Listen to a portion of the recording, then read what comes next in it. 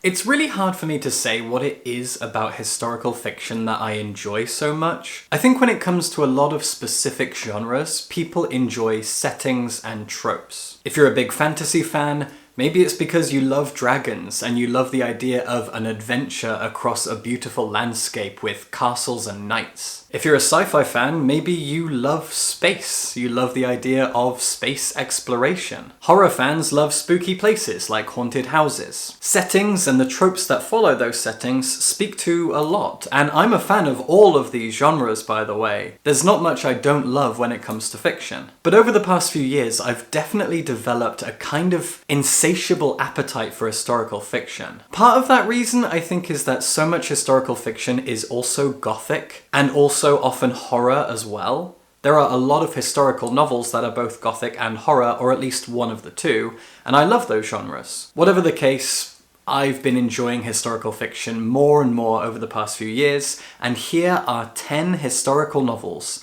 that have all been published in 2023 that I have adored and I want to talk about. More than half of them I've already talked about in previous videos, so I'm going to start by talking about the 4 historical novels I recently read and have not mentioned anywhere, and then we'll go into some of the ones that already have videos out there on my channel somewhere.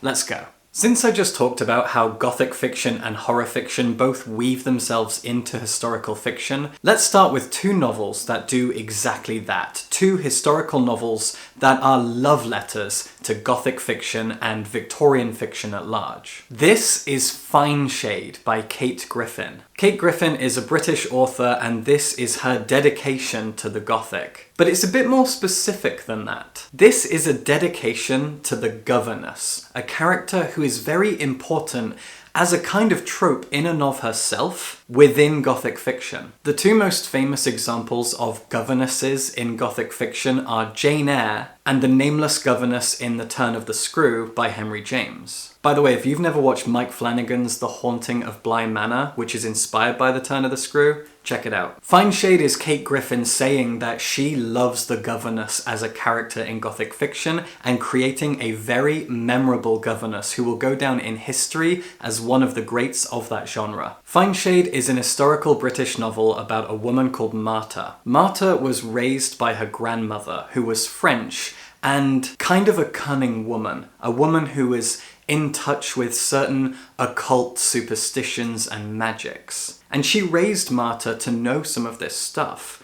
When the novel begins, Marta is invited to become a governess at an old house. But this old house is full of secrets, as they so often are. When Marta gets there, she realizes that the owner of the place isn't there. He's never there. This is an empty house, kept alive by its staff. They just mill about doing their jobs, but the owner does have a daughter who lives there, Grace, and she's 10 years old. Marta is her governess, and she does her best to support and help Grace. But not too far into the novel, we find out about the owner's other child, Grace's older brother. This man is Vaughan, and Vaughan is not welcome at Fyneshade. When he visits, he has been expressly told, ordered, that he cannot set foot inside the house, and so he stays in a place on the grounds. Marta is so intrigued by this. There is so much secrecy around this man, and what exactly must have happened between him and his father? A father who is not there. A father that Marta quickly realizes doesn't know she exists. She was hired by the staff to look after Grace. Vaughan isn't allowed in the house, but on the property. And Grace also can't really speak. There is so much mystery and intrigue here. This is a house full of dark corridors, of secret doors behind fake bookcases. There's a lot of physical mystery here, as well as emotional and social mystery amongst all of these people. What exactly is going on? Where is Fyneshade's master? What is the situation with Vaughan? And Marta herself is a very capable, strong and savvy protagonist. There are things that she wants. She is not some weak and pathetic woman who's out of her depths. No, she wants things. She's after things. She's watching everything that's going on and formulating a plan. This is wonderful Gothic historical fiction. Keeping the Gothic and the governess going is The Secrets of Hartwood Hall by Katie Lumsden. Katie is a fellow booktuber. She runs the channel Books and Things, and she actually arranged a meetup in London a few months ago where a bunch of booktubers, myself included, did a little tour of bookshops in central London. It was really fun, it was great to meet Katie and loads of other booktubers, had a blast, she's great. And this is her debut novel. Like Fyneshade, this is a love letter to Victorian fiction and Gothic fiction, and this is a fantastic mystery story. Once again, we have a governess, her name is Margaret. When the novel begins, she has just had to bury her husband, a husband that she never really loved. She's only 29 years old, and she has decided to return to her previous life as a governess. She was married to her husband for just a few years, and in that time she didn't work, and now she needs to. And so she takes a job at a very, very remote, kind of secretive place called Hartwood Hall, which is in, I think, Somerset. When she gets to the village people don't like talking about Hartwood Hall. They say that no one from Hartwood Hall ever leaves, ever comes into the village,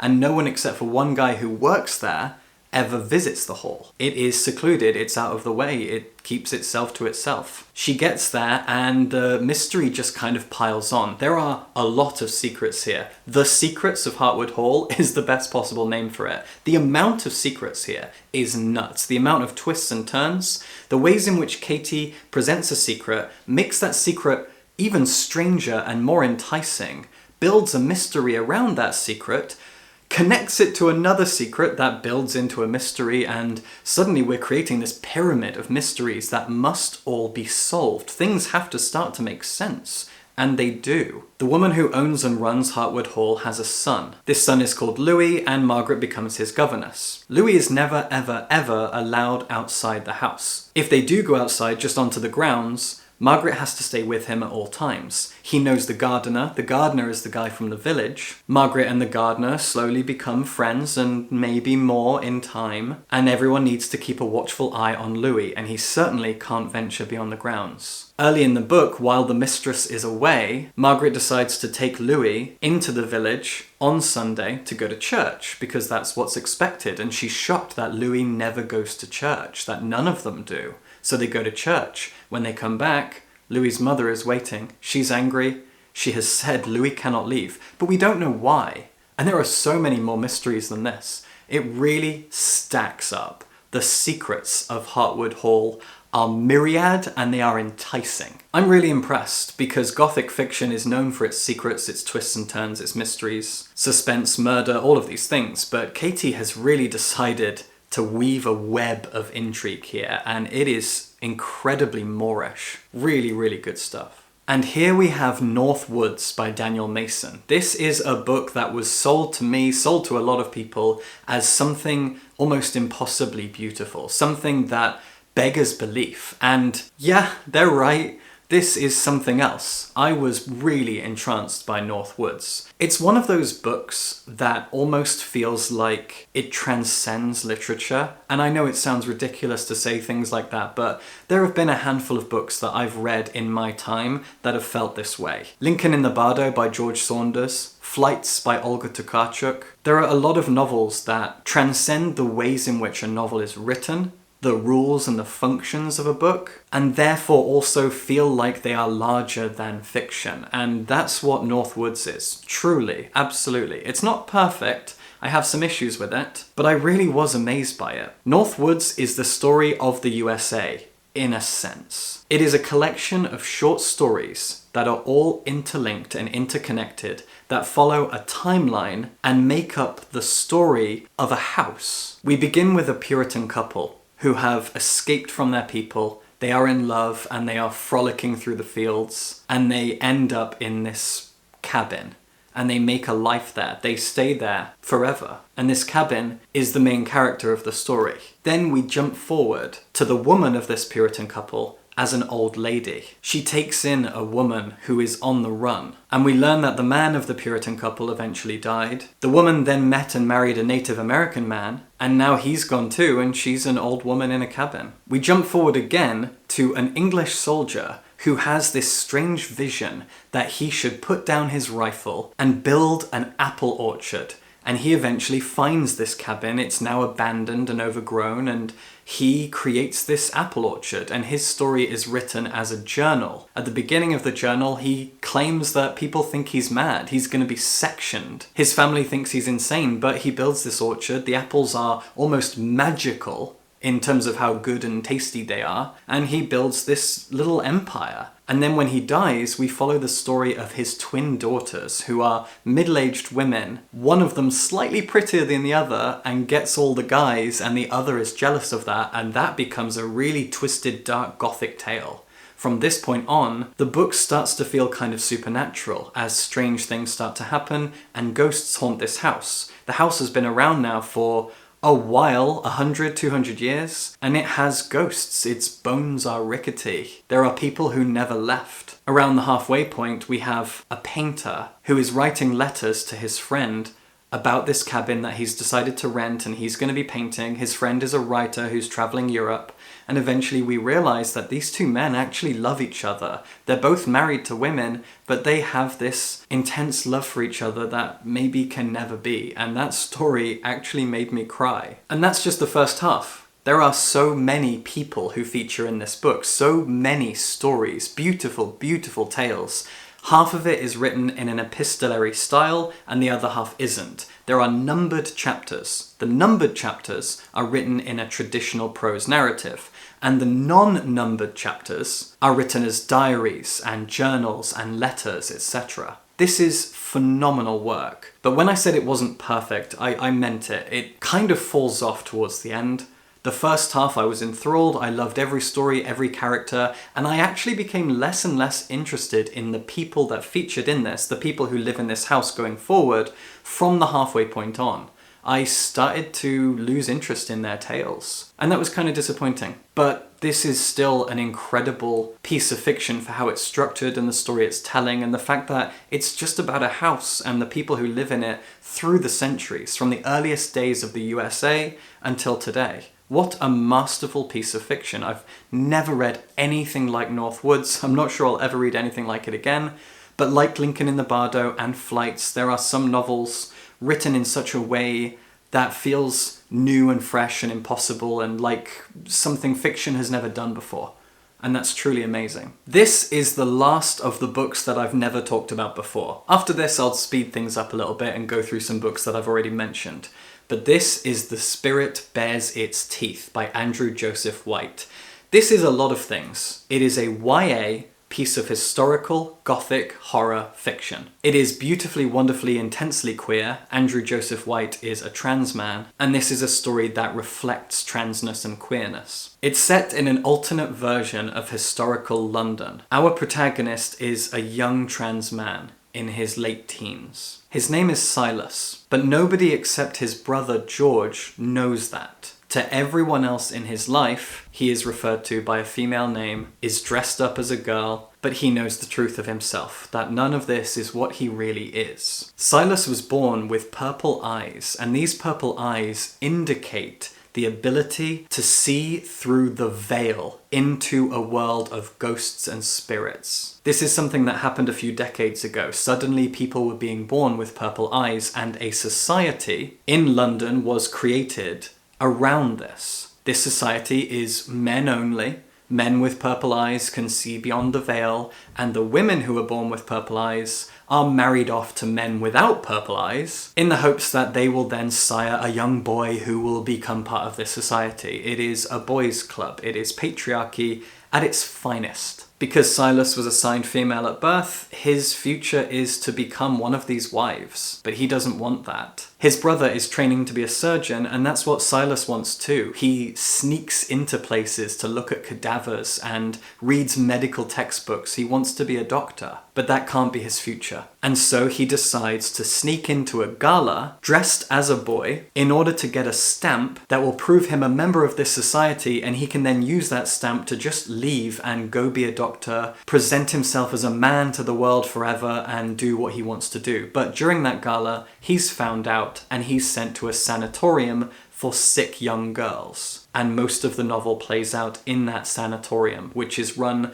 by a horrible, monstrous man. While in the sanatorium, Silas quickly realizes that there are ghosts here, and he needs to talk to these ghosts and find out who they are and what they want and what has happened to them, and a whole mystery starts to unfold. This is a wonderful piece of fiction. It's interesting calling it YA because, yeah, I get that it is YA, but it is visceral, it is bloody and gory. There are disgusting, grotesque scenes in here that will really make you writhe and feel uncomfortable and feel sad. Like 1,000 trigger warnings for this book. So many things when it comes to our bodies and what bodies are put through and forced through. It's all in here, and it is written without apology, without any sense of suggestion. It is raw and put in front of you. So keep that in mind. But The Spirit Bares Its Teeth is an incredible piece of historical horror, gothic, YA, trans queer fiction. Every other book here I have talked about in some capacity before, often in their own dedicated video, so I'll speed through these a little bit quicker. This is Our Hideous Progeny by C.E. McGill. And this is a book that was pretty much written for me. It is a piece of gothic historical fiction, and it's a kind of pseudo-sequel to Mary Shelley's Frankenstein, my favourite novel. This is a novel set in the 1850s, and it tells the tale of Victor Frankenstein's great niece. She and her husband are budding scientists. This is a world of scientific advancements. And the thing that has kind of got them most intrigued is geology and archaeology. The discovery of dinosaur bones and putting those in museums, that's what's hot right now. And the two of them are very excited by it. And when she discovers that her great uncle may have built a man, they wonder how they can use that knowledge in the field that they're interested in. And so this is a sequel to Frankenstein. But there's also a lot of social things going on. She and her husband have a difficult relationship, and when she gets to know her husband's family better, a sapphic romance starts to bloom. There's a lot going on here, and it's brilliant. It's very daring to try and write a kind of sequel or follow-up to Frankenstein, one about dinosaurs, and it works. C.E. McGill has done an amazing thing with their debut novel. This is brilliant. I am amazed by Our Hideous Progeny. If you're a Frankenstein fan, a Gothic fan, check this book out. Then we have The Glutton by A.K. Blakemore, one of my favourite novels of 2023. This is an historical novel set in France which follows the story of a man who really did exist, Tarare, the bottomless man, the glutton. He was said to have been able to eat anything, and there are things that went on record as being eaten by him that were pretty horrific. Household objects, live animals, and maybe even a human baby. And this is his story. This is the tale of who he was and what happened to him, the village he was born in, the life he was born into, the squalor, the misery, the abuse, and how he eventually moved to Paris, became a kind of street performer, and then the French Revolution happened and he got caught up in it. This is an amazing tale of an incredible life, but as I said in my review, this is kind of the story of what happened around him, what happened to him, the idea that he had this pathetic lack of agency. He never really got to make a single decision in his life.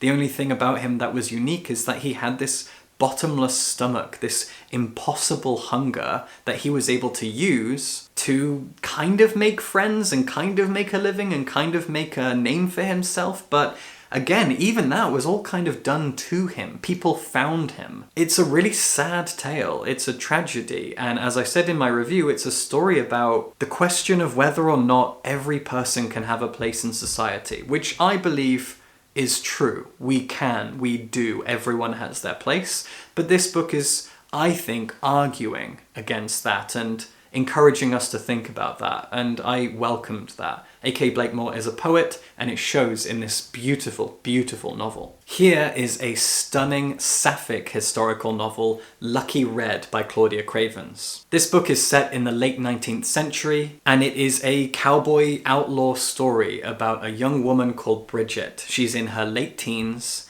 and when the story begins, her idiot father has made a bad deal that means that they are now homeless and they're just wandering through the desert. He gets bitten by a snake and dies, and she ends up in the town of Dodge, like, get the hell out of Dodge. While there, she ends up working at a brothel, and she finds that she really enjoys sex work. She's good at it, and she makes friends there. It's lovely to see a novel portraying sex work in a positive light. We need more of that. She makes friends, and she soon realizes that she is in fact gay, and she develops a crush on one of her colleagues. She sleeps with men as a job, and again, she's good at it, but she likes the women. And this becomes a kind of tragic love story. The romance of it is intrinsic to the plot, but it's not the only element. This is very much about Bridget, her friends, her found family, her work there, the town itself, the people you get to know. It's a very lively novel, and it moves at a pace of its own choosing. The pace kind of speeds up and slows down as Cravens decides, and I respect that.